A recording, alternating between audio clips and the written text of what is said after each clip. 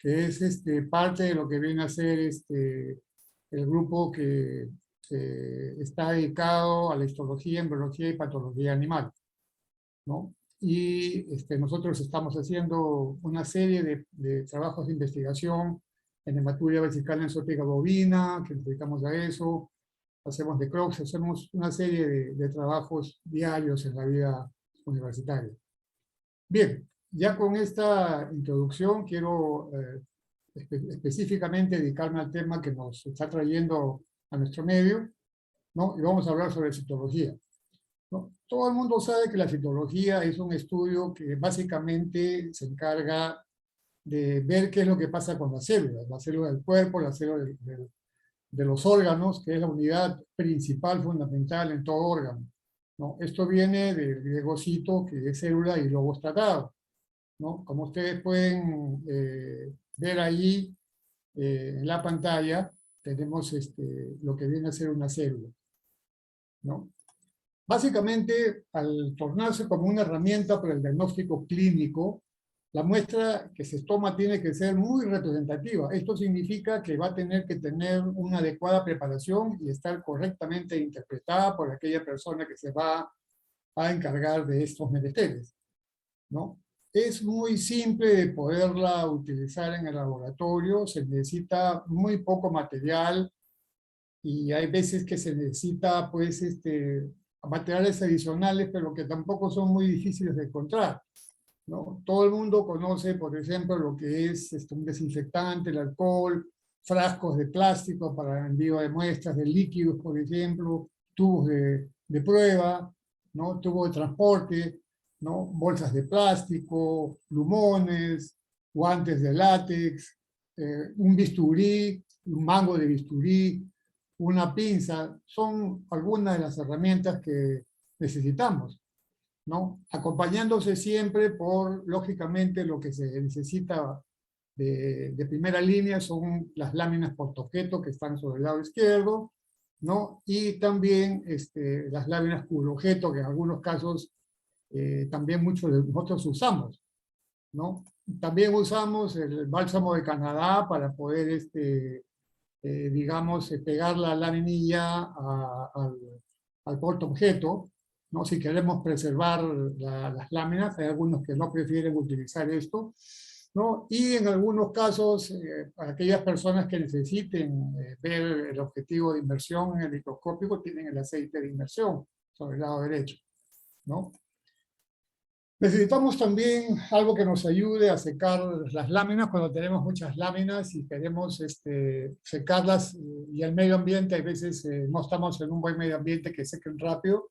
Podemos usar pues, un secador de cabello, un soplador que se usa para baños en los caninos que uno tiene en un consultorio, ¿no? Un ventilador que uno puede tener.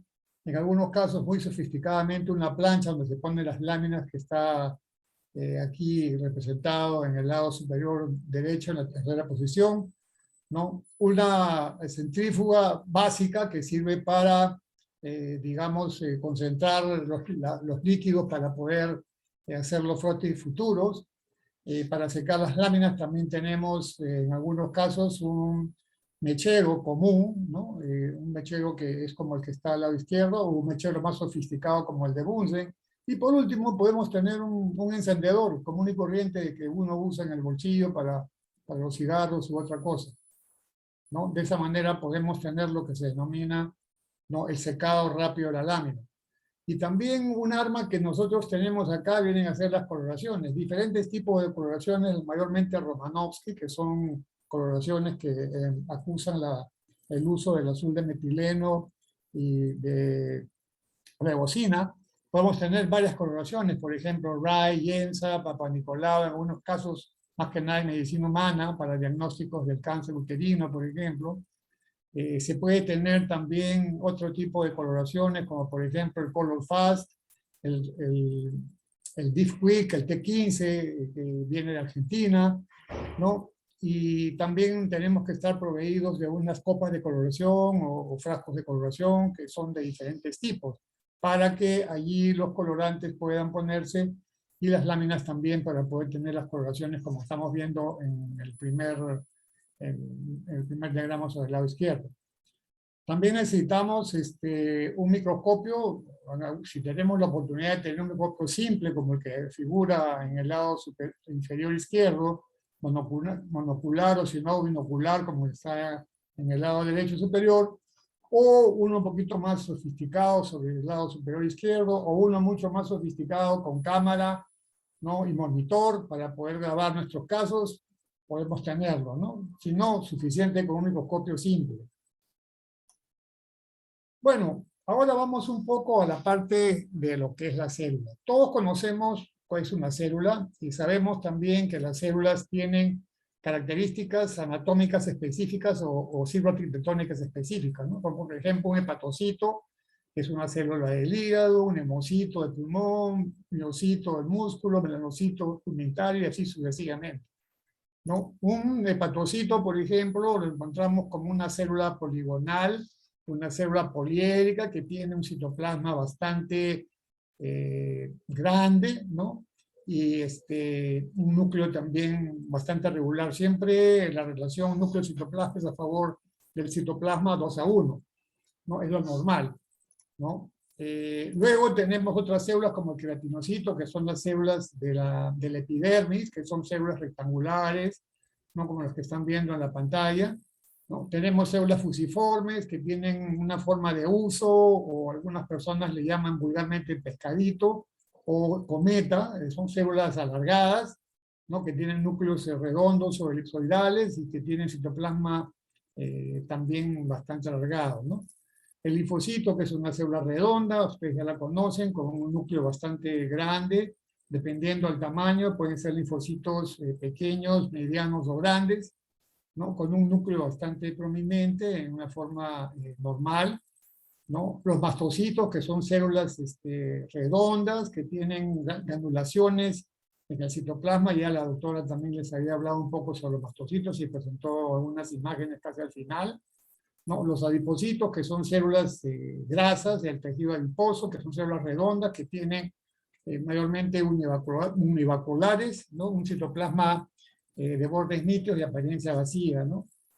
Y tenemos el eritrocito, que puede tener una forma redondeada o bicóncava en algunos animales, ¿no? Es la célula que está mayormente en mayor concentración en la sangre, ¿no? Tenemos también el plasmocito, que es una célula de defensa, es una célula inmunológica que tiene una forma de lengüeta y que tiene un citoplasma en forma de lengüeta y que tiene un núcleo muchas veces paracentral que tiene una forma radiada como los radios de una bicicleta, ¿no? Entonces ahí sí tenemos las diferentes tipos de citoarquitectura que podemos seguir enumerando, pero creo que es más que suficiente con lo que estoy hablando yo en este momento, ¿no? ¿Por qué es necesario y para qué debemos conocer la morfología celular? Muy simple, porque permite diferenciar la estirpe celular, generalmente la estirpe celular que está basada en la derivación blastodérmica embrionaria, ya sea del ectodermo, mesodermo o endodermo, y de esta manera nosotros podemos tener con la morfología una mejor orientación del diagnóstico citológico, ¿no? ¿Qué personas están capacitadas para ser citólogos de diagnóstico? Todas aquellas personas que sean profesionales de las ciencias de la salud, que hayan llevado cursos de histología, cursos de embriología, ¿no? Y que también hayan llevado patología mucho mejor, porque tiene más, digamos, amplitud de conocimiento sobre lo que está pasando anómalamente en la célula, ¿no? Y todo relacionado a los animales, por supuesto, estamos hablando de esto, ¿no? ¿Por qué solo ellos podrían ser buenos citólogos? Porque han sido entrenados en el reconocimiento de que fueron estudiantes para ver cómo es la célula a través de su origen, por ejemplo, cuando han llevado el curso de embriología, o como para ver las diferentes morfologías celulares en el curso de histología, cuando se habla de los tejidos y se hablan de las células, ¿no? Entonces allí también se tiene una buena base para saber qué es una célula y cómo esta célula está conformada, ¿no? Cuando se entrena o estudia, por ejemplo, en la célula normal y cómo esta célula normal se aleja y se vuelve patológica o se vuelve anómala, entonces también tenemos un curso de patología que nos enseña cómo son estas células, ¿no? Estas son las personas que podrían, digamos, actuar ¿no? Como actores de de buen uso de la citología para diagnóstico, ¿no? Dentro de los usos de la aplicación de la citología, ¿no? ¿Para qué sirve? Lógicamente para interactuar con otras ciencias y se conforman las células como para tener la citología como gran importancia en la medicina por el acto que nos ayuda al diagnóstico de diferentes tipos de enfermedades o diferentes tipos de patología que se presentan tanto en la salud humana como en la salud animal. Para nosotros es importante, puesto que podemos así monitorear a los pacientes cuando ya se tiene el diagnóstico y muchas veces también nos sirve para tomar, digamos, conciencia en estudios más específicos, en estudios que son, por ejemplo, de investigación, estudios de genética, etcétera, etcétera. Nos sirve todo esto la citología, ¿no? ¿Tiene algunos usos y limitaciones en el diagnóstico citológico? Sí, por supuesto, no es la panacea, pero sí es básicamente una ayuda bastante buena para el médico veterinario especializado, ¿no? Desde el punto de vista práctico y de acuerdo a la experiencia, el objetivo básico siempre es cubrir el estudio citológico, diferenciar la naturaleza de la lesión que se está observando, si puede ser un trastorno degenerativo, inflamatorio, neoplásico maligno o benigno. De acuerdo a eso tenemos nosotros, digamos, el uso. Pero también tiene algunas limitaciones, porque no en todos casos se puede usar, ¿no? Luego, los campos de soporte de la citología ayudan en el diagnóstico. Claro que sí. Por ejemplo, el campo de la histoquímica o el de las coloraciones especiales ayuda muchas veces al diagnóstico. Últimamente, de hace algunos años, en algunos lugares se está usando la inmunocitoquímica, pero que en este momento no vamos digamos, a tratar esto porque es todo un campo diferente y nos faltaría tiempo para poder hablar. Pero sí les garantizo que es una técnica que está logrando adeptos poco a poco y se está convirtiendo en una tremenda herramienta de diagnóstico, haciendo un poco de competencia, por ejemplo, con la inmunohistoquímica, ¿no? Por ejemplo, acá tenemos una coloración histoquímica de azul de toluidina que nos sirve para algunos tumores, por ejemplo, mastocitarios, sobre todo aquellos que son de grado 2 o 3, que no conforman o no forman, digamos, estos gránulos de histamina, serotonina, bradiquinin, que son vasculoestimulantes, y que básicamente no se pueden ver, se van perdiendo porque la célula va camino en retroceso hacia lo embrionario. Entonces va perdiendo su maduración. Entonces estos gránulos prácticamente ya no se pueden ver con las coloraciones que uno usa, por ejemplo, la de Romanowski, ¿no? Entonces tenemos que usar el azul de toluidina, cristal violeta, que sirven para dar pigmentación a estos gránulos que están faltando, ¿no? En algunos casos también utilizamos algunas técnicas como para determinar gotas de grasa en algunos tejidos, utilizando los colorantes especiales como son el Sudán rojo o Sudán red, el Sudán black o Sudán negro, que nos sirve para determinar las vacuolas de grasa conteniendo triglicéridos, ¿no? ¿Podemos ir más allá del diagnóstico citológico de lo que estamos viendo? Claro que sí. Una vez que se haya cubierto el diagnóstico citológico, uno puede intentar siempre ir más allá, ser un poquito más ambiciosos. Si es una neoplasia, por ejemplo, intentar llegar a establecer la naturaleza o la estirpe celular, ya estamos llegando un poquito más, ¿no? Algunas veces también es posible determinar el agente causal. Algunos tumores, como por ejemplo los papilomas, cuando uno hace uso de la citología, puede encontrar los cuerpos de inclusión, que son restos de núcleos que se encuentran en las células y pueden ser el origen, ¿no?, de esta modificación estructural celular, ¿no?, que afecta al epidermis, ¿no?, al estrato basal especialmente, ¿no? También, por ejemplo, si es un problema inflamatorio, encontramos células inflamatorias, ¿no? Ya también la doctora les habló sobre eso, les enseñó neutrófilos, y los neutrófilos muchas veces están fagocitando células, como por ejemplo bacterias, y esto puede tener, digamos, una relación directa con la fagocitosis o la antiropolesis, que le llamamos en citología, que viene a ser la citofagia, ¿no? Y encontramos esta célula ingiriendo pues bacterias de diferente índole, ya sea bacterias cocoides, bacilares, etc. ¿no? O noxas. En algunos casos también encontramos macrófagos que están ingiriendo algunos microparásitos, ¿no? Como por ejemplo restos de radizoitos, por ejemplo, de lo que vienen a ser, digamos, el toxoplasma, ¿no? Donde podemos nosotros encontrar ese tipo de parásitos, ¿no? Valores positivos de la citología. Los valores positivos de la citología son básicamente la rapidez, la sencillez de la técnica, ¿no? De recolección, el procedimiento que es bastante simple, la preparación de la muestra que también lo es, y sobre todo el aspecto económico donde implica que esta técnica no es muy cara y es bastante barata o económica para el prosector, que es la persona encargada de hacer este estudio. En el consultorio no se necesitan equipos muy sofisticados, como hemos visto, ¿no? Y hay veces que los equipos que uno usa para cirugía, por ejemplo, nos pueden servir perfectamente para hacer una citología, ¿no? Los guantes que uno usa, digamos, los ojos de bisturí, etcétera, etcétera, pueden servir, ¿no? Los valores negativos de la citología, básicamente la citología, al ser un estudio no tan amplio y en base a células descamadas, hay que tener en consideración que muchas veces las células descamadas ya vienen con algunos cambios, unos cambios de deterioro que son cambios autolíticos, entonces a veces es difícil, algunas veces es posible exfoliar células que están frescas y eso ayuda mucho al estudio de su citoarquitectura, ¿no? Entonces, también podemos tener algunos procesos neoplásicos en el cual no se puede tener una información específica en la historia o la anamnesis, por ejemplo, y podemos encontrar, por ejemplo, que no nos da una especificación sobre el tipo o patrón de crecimiento, ¿no? El tipo de crecimiento en relación a los tejidos adyacentes, por ejemplo, la infiltración, la metástasis, eso no lo dice la citología, como por ejemplo lo puede decir o lo puede presagiar la histopatología, ¿no? Por ejemplo, a través de la embolización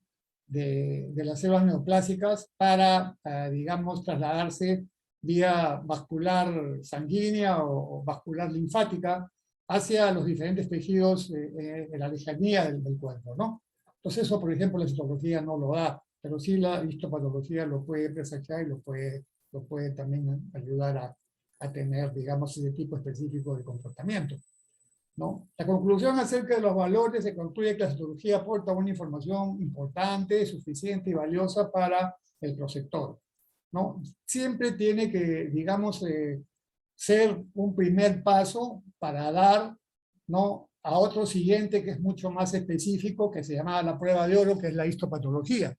Pero, en todo caso, la citología nos ayuda mucho como un complemento, más no como un sustituto, ¿no? También da una tremenda ayuda, ¿no?, para tener, por ejemplo, un futuro protocolo quirúrgico, puesto si sabemos que es una neoplasia maligna, entonces los protocolos quirúrgicos tienen que variar considerablemente, tomando en consideración los bordes quirúrgicos de tipo lateral y ventral, que eso nos va a dar una idea de que siendo una neoplasia maligna, pues su proliferación y su, digamos, invasión, ¿no?, puede ser más allá de lo que el ojo humano puede ver, ¿no? Entonces, de esa manera se puede ayudar a tener un mejor protocolo, ¿no? Y esto es lo que queremos hacer en este caso, nos da una visión mucho más panorámica en este aspecto para ubicar los bordes, ¿no? La problemática de la interpretación de la muestra citológica, indudablemente que una buena anamnesis nos ayuda mucho, ¿no? También, por ejemplo, si nos dan una ayuda de la evolución del proceso, ¿no?, cuánto tiempo tiene de aparición, si el propietario o la persona lo ha detectado cuánto tiempo atrás, ¿no?, el tamaño que tiene la masa o el tamaño que tenga la neoplasia o la tumoración, la consistencia, el color, ¿no?, si ha habido recidiva o no, ¿no?, la presencia de enopatías concomitantes al problema, ¿no?, para ver cómo se puede realizar y posteriormente hacer ya la citología de acuerdo a la experiencia. Fallas en la toma de muestras. Siempre hay que tener mucho cuidado en hacer los frotis o los extendidos, porque muchas veces cometemos errores. Por ejemplo, acá tenemos un error de sobrecoloración. Bajo el concepto de un mayúsculo depósito de colorantes sobre un grupo celular bastante nutrido, nos da una sobrecoloración que es imposible muchas veces hacer un diagnóstico citológico adecuado, ¿no?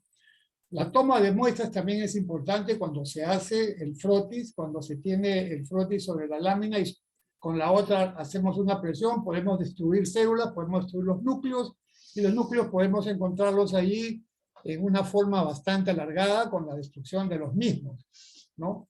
También podemos tener, digamos, los frotis que están muy ricos en elementos formes, sobre todo en la cantidad mayúscula de eritrocitos, ¿no? Y muchas veces los eritrocitos tienden digamos, a coagular o tienden a formar coágulos o tienden a agregarse y de esta manera impiden una buena visión porque camuflan un poco las células y la pueden, digamos, no mostrar en su amplitud, por ejemplo, no mostrar una claridad citoplámica o algunas veces hasta el núcleo no se ve bien, ¿no? Acá tenemos, por ejemplo, en el siguiente slide tenemos una cantidad exagerada de sangre y sobre el lado derecho queremos ver células y prácticamente vemos algunas estructuras que no tienen una morfología compatible con células. Entonces eso impide muchas veces el diagnóstico. Entonces tenemos un enemigo que tenemos que estar siempre tratando de evitarlo para poder tener una buena citología, una buena toma de muestras, ¿no? Las técnicas de muestra, cómo se toman las muestras son de múltiples tipos, ¿no? Bueno, como he perdido un poco de tiempo, voy a tener que avanzar un poco rápido, me disculpan.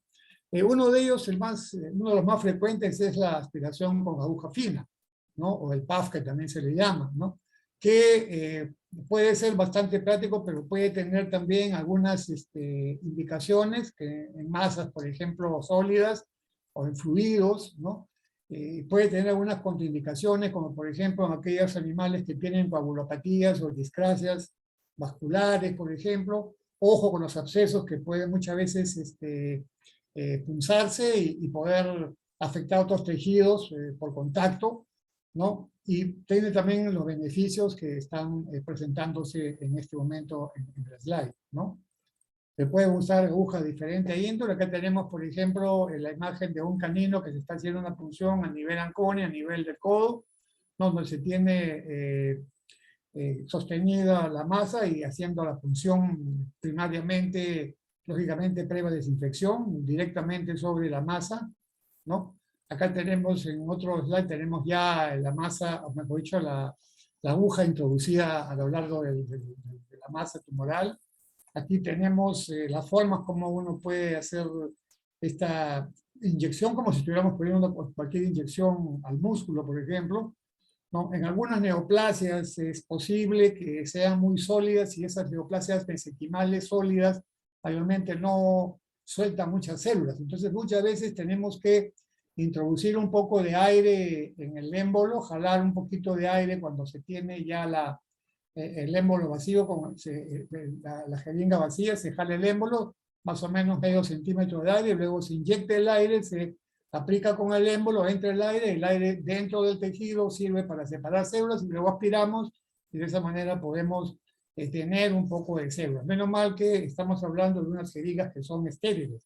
Nunca se les ocurre hacer con unas jeringas que son no estériles, ¿no?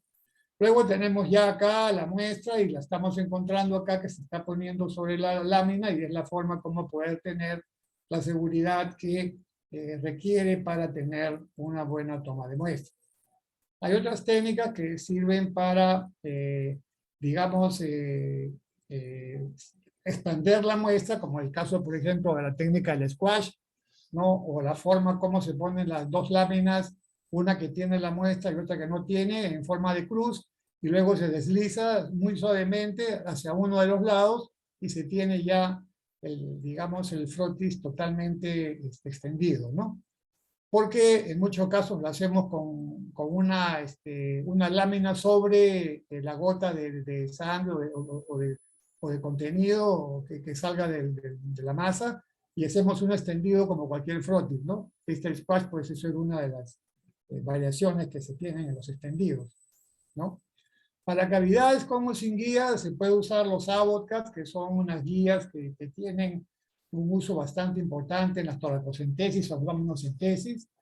Muchas veces para eso necesitamos tener algunos elementos importantes, como por ejemplo tenemos que tener unas llaves, ¿no? De 2 o 3 vías, como ustedes pueden ver acá, que sirve para cerrar una de las llaves para evitar que, por ejemplo, a nivel torácico ingrese aire a los pulmones y pueda haber un colapso pulmonar, ¿no?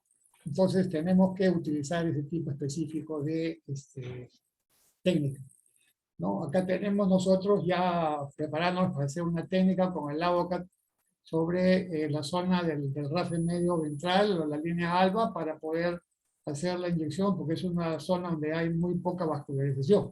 Es una zona más, más dura, más cicatrizal, donde según el tejido se puede uno punzar tranquilamente, ¿no? Para cavidades con ecografía, con eco guiada, sirve para tener una buena, digamos, proyección sobre el órgano que queremos nosotros punzar. Algunas veces queremos punzar, por ejemplo, el hígado y nos ayuda bastante bien para hacer, ¿no?, una punción con guía, ¿no?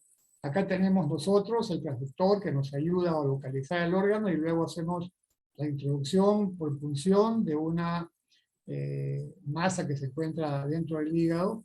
Y luego en el monitor vemos, a través de la pantalla, vemos si la aguja entró y de esa manera, cuando ya se ha logrado llegar al punto crítico, se hace la aspiración y se tiene ya la toma de muestras bastante adecuada, ¿no? Las técnicas de impresión son técnicas bastante también usuales, pero lo importante de esto es que son técnicas no invasivas, ¿no? O sea, simplemente el organismo elimina secreciones y las secreciones pueden ser tomadas, por ejemplo, las secreciones nasales pueden ser tomadas a través de una lámina portaobjeto y hacerse el frotis sin necesidad de causar ningún daño al animal, ¿no? Tiene sus contraindicaciones, como figura aquí, por ejemplo, ¿no? Pero por lo general es bastante inocuo, ¿no? Acá se tiene ya las técnicas de impresión, por ejemplo, que también en algunos casos nos mandan una muestra recién operada, sin formol, y nos dicen que hagan una citología. Entonces nosotros podemos hacer una citología, hacemos un corte de un pedacito y luego el pedacito lo ponemos encima de la lámina, 2 o 3 lugares, vamos corriendo la lámina y ya tenemos la citología realizada y tenemos la técnica de impresión. La técnica de raspado ya se les habló, la doctora también ya me hizo un poco de publicidad para esta técnica, solamente la voy a mencionar, que es solamente el bisturí que tiene que raspar la zona con mucho cuidado.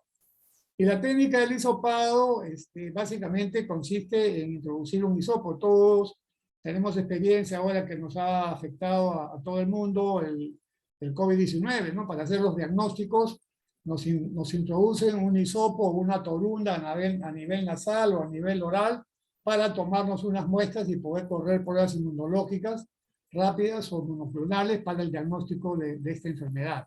En este caso estamos haciendo una toma de muestras en una zona vaginal de una perrita.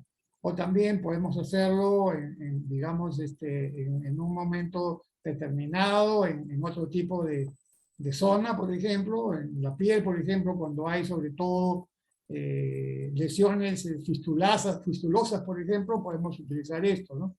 Luego en una lámina hacemos la técnica del rodillo, que significa correr moviendo la mano como si fuera un rodillo y se va formando una línea como la que estaban viendo ahí, ¿no?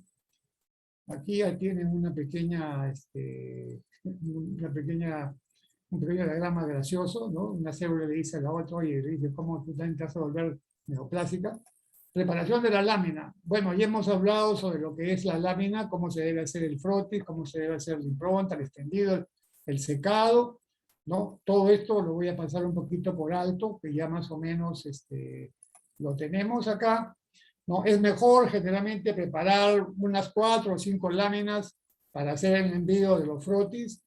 Una lámina por lo menos debe guardarse para una posible remisión a un patólogo clínico si hay unas dudas específicas, ¿no? Y en algunos casos también se debe separar una lámina para hacer una coloración especial o histoquímica para poder tener, digamos, un apoyo futuro en el diagnóstico por si no estamos seguros de lo que estamos viendo, ¿no? Y luego ya se hacen las coloraciones que son las que hemos hablado, ¿no? Para poder tener ya la interpretación futura, ¿no? Que va a ser posible con la información que tenemos, con la experiencia, con todo lo que hemos hablado, ya tenemos para interpretar la citología, ¿no? Cada muestra debe ser evaluada en forma rutinaria.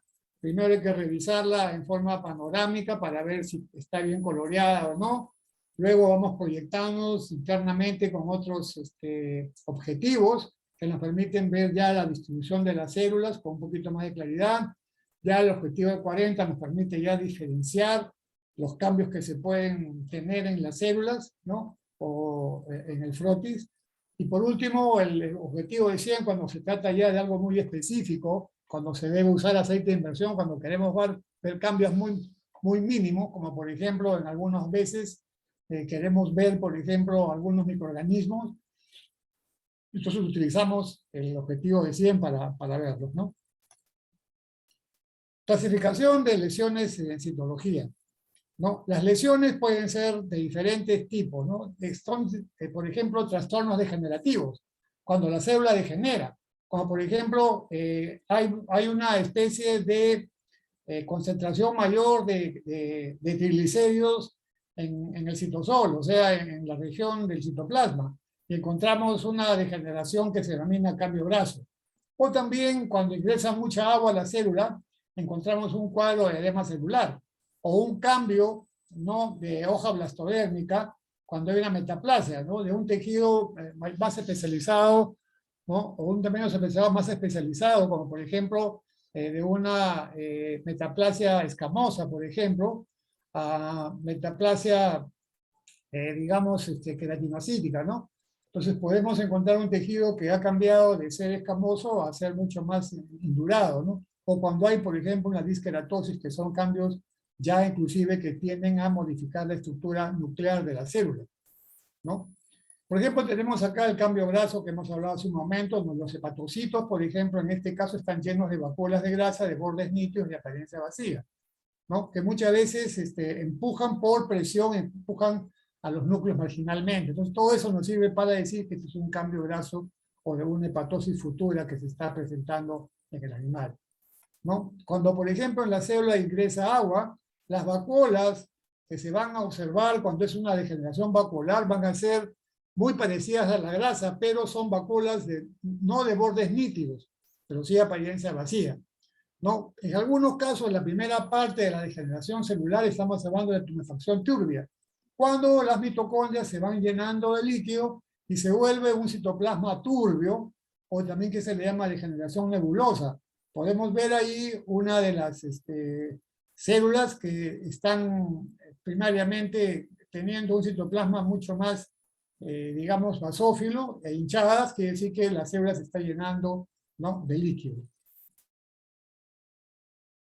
Dentro de la clasificación de las lesiones encontramos las lesiones inflamatorias. Aquellas lesiones inflamatorias que tienen muchas veces una evolución aguda o una evolución crónica, donde encontramos células que primordialmente, en este caso, por ejemplo, cuando hablamos de una inflamación aguda y hablamos, por ejemplo, de una mayor concentración de células neutrofílicas, como la que hemos visto nosotros en el caso de la doctora López, cuando habló sobre las citologías que hacía y mostró los neutrófilos en mayor concentración, por ejemplo, puede uno ver si están o no conservados, si se han convertido o no en pigocitos, o de lo contrario, si son macrófagos activos que son tóxicos o los que están hipersegmentados o lisados, ¿no?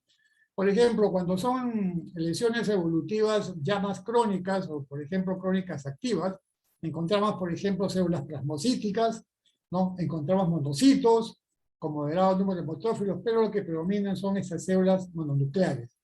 Cuando ya encontramos unas modificaciones diferentes, estamos hablando de las degeneraciones de tipo, o las inflamaciones de tipo granulomatosas, donde, por ejemplo, los macrófagos se han convertido en las células primordiales y ellos se transforman en células epitelioides y también en células gigantes a cuerpo extraño, o células gigantes en algunos casos, como por ejemplo la tuberculosis de gigante de Langerhans, ¿no? Y podemos observar una mayor cantidad de estas células e inclusive en algunos casos podemos tener la suerte de encontrar a la noxa, ¿no? Por ejemplo, acá tenemos algunas indicaciones donde nos dice cuando se trata de una inflamación aguda neutrofílica, donde ustedes pueden ver acá gran cantidad de neutrófilos, ¿no? Y pueden ver a los neutrófilos acá en una conformación grupal, ¿no? Luego tenemos acá, por ejemplo, una inflamación granulomatosa, donde hay un predominio en macrófagos, células epitelioides, ¿no? Dentro de esta reacción, que también en este caso específico se acompañan de una gran cantidad de neutrófilos. Entonces pasa a ser ya no una inflamación granulomatosa, sino una inflamación piogranulomatosa. Pero siempre bajo el concepto de granulomatosa, donde se indica que esta evolución es mucho más crónica, ¿no? En este caso, por ejemplo, podemos encontrar que los macrófagos están ingiriendo unos puntitos basófilos que son parásitos, ¿no? En este caso que estoy presentando ahora, podemos ver acá una gran concentración de unas estructuras en forma de palillos de tambor que son refringentes o, digamos, que son redondeadas, ¿no? Que estamos hablando acá que son estructuras micoides, ¿no? O micóticas. Ya sea estamos hablando de las comillas, estamos hablando, por ejemplo, de lo que vienen a ser las hifas, ¿no? Que son parte conformacional de los hongos, ¿no? Muy bien, para esto también tenemos la conformación de las neoplasias, que pasan de benignas a malignas.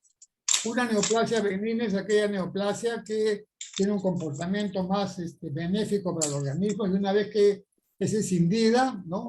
Es operada y es retirada, vamos a tener la suerte que no acusa recidiva, a menos que no se opere muy bien y no se saque completamente.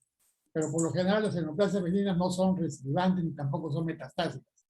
Y muchas veces se tiene que sus células son bastante homogéneas en tamaño, en morfología, ¿no? Y eso implica que hay una población un tanto monótona de lo que viene a ser este tipo específico de células. Por ejemplo, acá tenemos unas células que son benignas, como por ejemplo células adiposas o células epiteliales que conforman, en este caso, acinos o estructuras glandulares, que son células epiteliales que forman probablemente adenomas, que vienen a ser células glandulares benignas. Ya para el caso de las células malignas, ya las células cambian de morfología, se vuelven mucho más regulares, diferentes en tamaño y forma, ¿no? El tamaño de los citoplasmas varía, ¿no? Hay lo que se denomina una anisocariosis, por ejemplo, o anisocitosis, perdón, o anisocariosis, cuando varían los tamaños del núcleo, que ustedes pueden ver acá también diferentes tamaños del núcleo, ¿no? Y por ejemplo, acá tenemos unas células redondas, donde podemos tener nosotros un tremendo núcleo que predomina sobre el citoplasma, ¿no?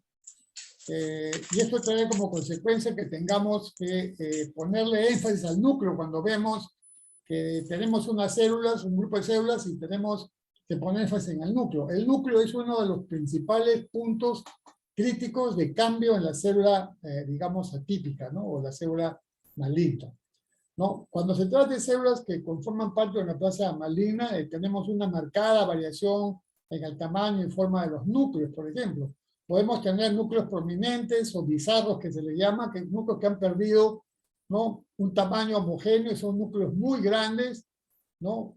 Núcleos gigantes, o también lo que se denomina una cariomegalia, que viene a ser un excesivo tamaño nuclear, ¿no? También puede haber, lógicamente, una marcada relación anómala entre el núcleo y el citoplasma. Quiere decir que el núcleo acá predomina sobre el citoplasma, ¿no? Y nosotros tenemos en este momento una binucleación o multinucleación. Las células pueden ser binucleadas, trinucleadas o multinucleadas.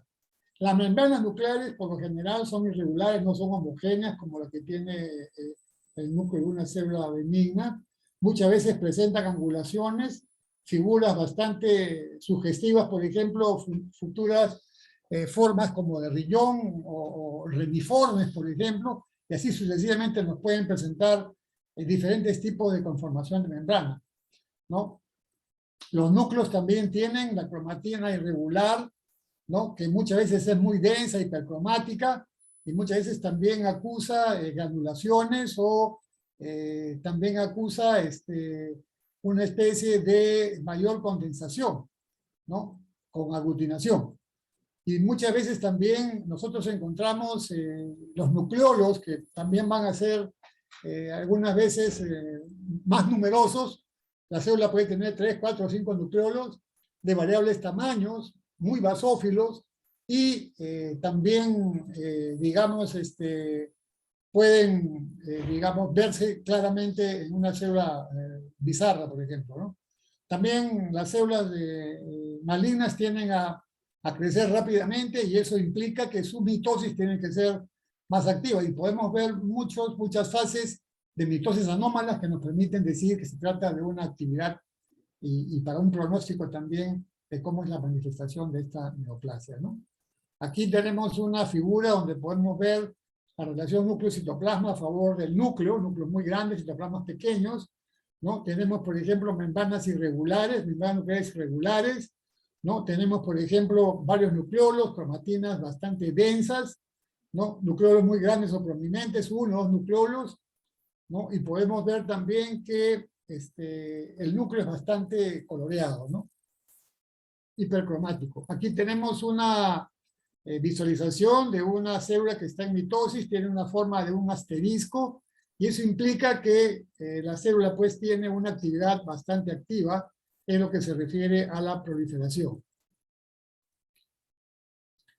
En base al citoplasma, el citoplasma también tiene que ser observado para determinar si es un citoplasma perteneciente a una célula de tipo benigno maligna, ¿no? El citoplasma puede tener una serie de cambios morfológicos, ¿no? Como por ejemplo vacuolización. Ya hemos hablado, por ejemplo, del caso de la degeneración vacuolar y la degeneración grasa sobre las vacuolas. El citoplasma puede tener una basofilia, por la coloración de Wright, por ejemplo, se ve esa basofilia muy intensa. Los bordes citoplasmáticos también son irregulares e indistintos, por ejemplo, para decir que son células atípicas. Cantidad variable de citoplasma entre célula y célula, por ejemplo, generalmente es menos cuando se trata de una célula atípica. El citoplasma muchas veces es menor en tamaño y el núcleo es mayor. En cambio, la célula benigna es al revés. El citoplasma es más grande que el núcleo, ¿no? La evaluación de pigmentos y gránulos dentro de la célula también es importante, que se encuentran dentro del citosol o intracitoplasmático. Hemos hablado, por ejemplo, en el caso de los gránulos, como el mastocito, pigmentos, por ejemplo, en los melanocitos, ¿no? Cuando proceden de células, digamos, anómalas o embrionarias, tenemos los melanoblastos, que son células que tienen pigmento, les podemos decir que se trata de una célula de origen pigmentario, ¿no?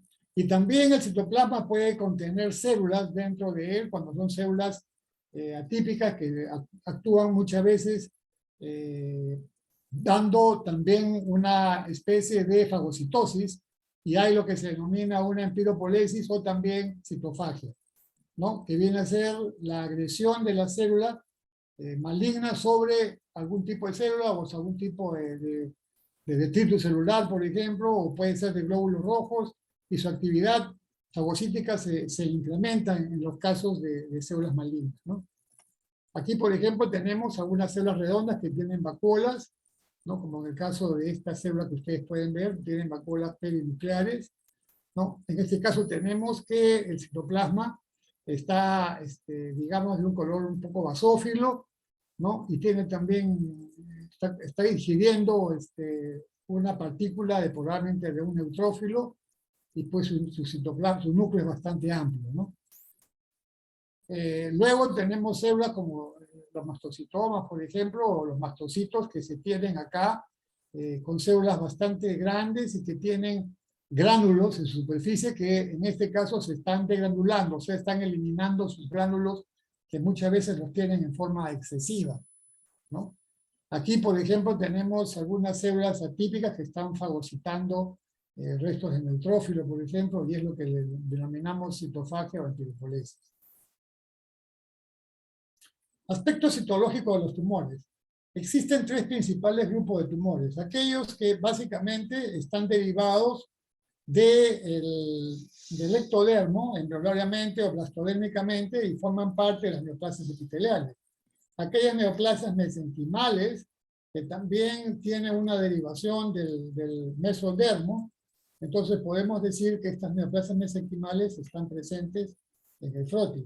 O también neoplasias de células redondas, que muchas de ellas también son mesenquimales y que básicamente tienen una morfología específica, son redondas, como el nombre lo dice, ¿no? Y que se caracterizan porque En citología los tumores podemos dividirlos en ese tipo de conformación, ¿no? Acá tenemos, por ejemplo, estas células que ustedes pueden ver acá, que vienen a ser células epiteliales, en este caso son células epiteliales glandulares, que forman parte de lo que viene a ser un acino, ¿no? Y que tienen una característica muy específica, ¿no? Acá tenemos, por ejemplo, células que son ya más mesenquimales, tienen una especie de conformación citoarquitectónica diferente a las epiteliales, tienen citoplasmas que son más alargados, en forma de cometa, o llamado también en uso, ¿no? O también en algunos casos le dicen pescaditos, ¿no? Tienen forma de peces, ¿no? Entonces, porque son alargadas, ¿no? Entonces, de esta manera podemos ver un citoplasma con un gran núcleo que se encuentra en este momento muy hipercromático y con nucleolos en el interior, ¿no?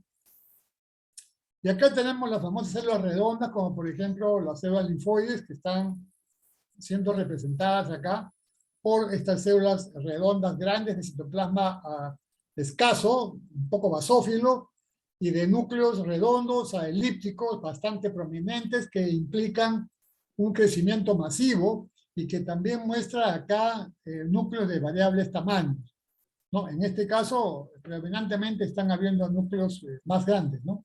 De unos linfoblastos. Sobre el lado derecho tenemos unas células redondas también, ya un poco diferentes en estirpe celular a la que estamos viendo sobre el lado izquierdo, que son linfocitarias. Acá tenemos unas células que corresponden a las células de TBT, ¿no? Que son células que todavía no se ha logrado llegar a una derivación ectodérmica, digamos, blastodérmica específica.